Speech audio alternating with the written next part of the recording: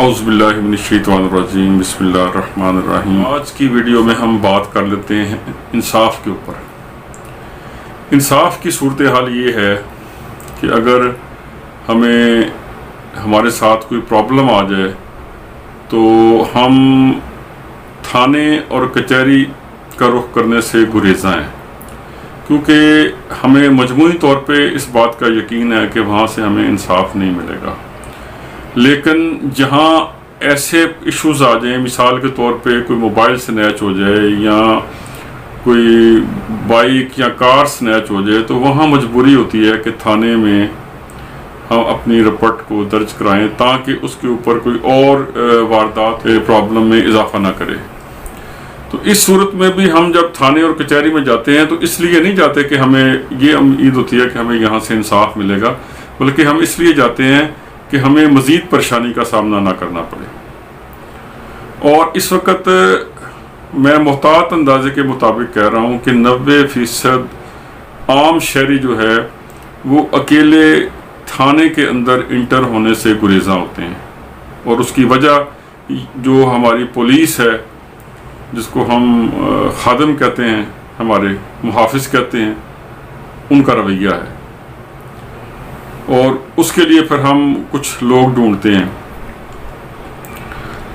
पाकिस्तान में कोई भी आपका प्रॉब्लम हो जाए, आप मुद्दई बन जाएं, आप साइल बन जाएं, आप थाने में जाएं, तो आपकी दाद रसी 80% बगैर पैसों के नहीं होती।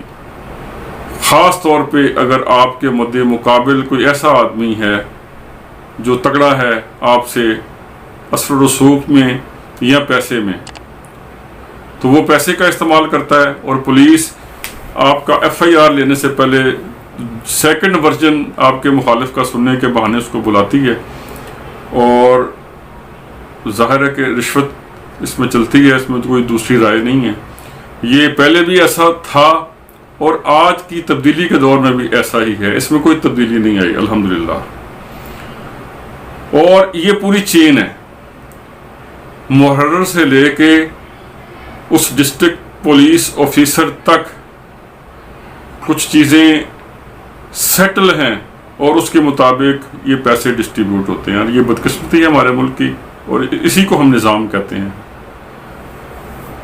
अगर आप पुलिस के पास चले जाएं, पुलिस के सूरत हाल देखें, तो वो भी किसी हद तक सच्चे हैं।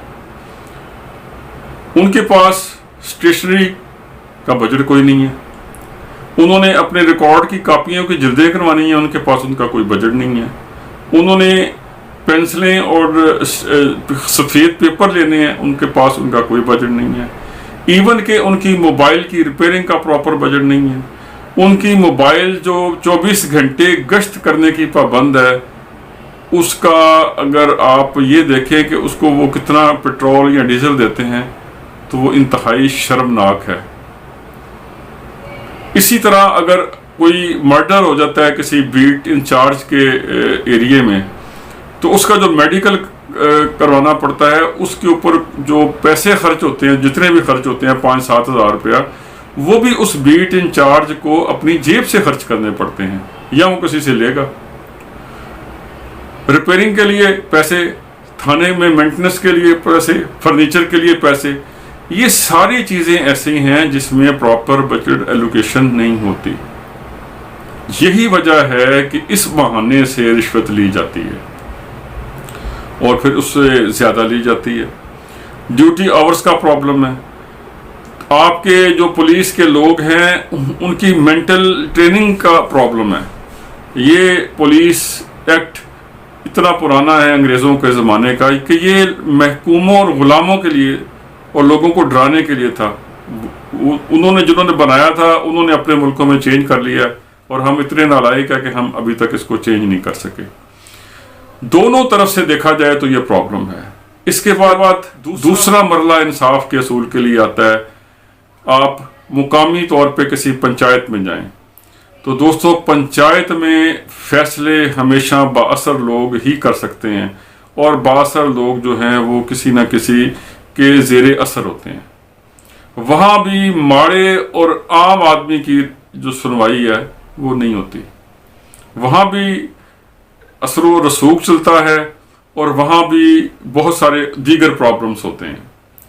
तीसरा इंसाफ का चैनल्स हैं अदालतें, और हमारी अदालतों और ख़ुसूसन लोअर कोर्ट्स, इतनी ज़्यादा उसमें करप्शन है और उसमें अदालतों का अमला और जजेस, बिल्कुल इसमें कोई दो राय नहीं है कि वो इसमें शामिल हैं।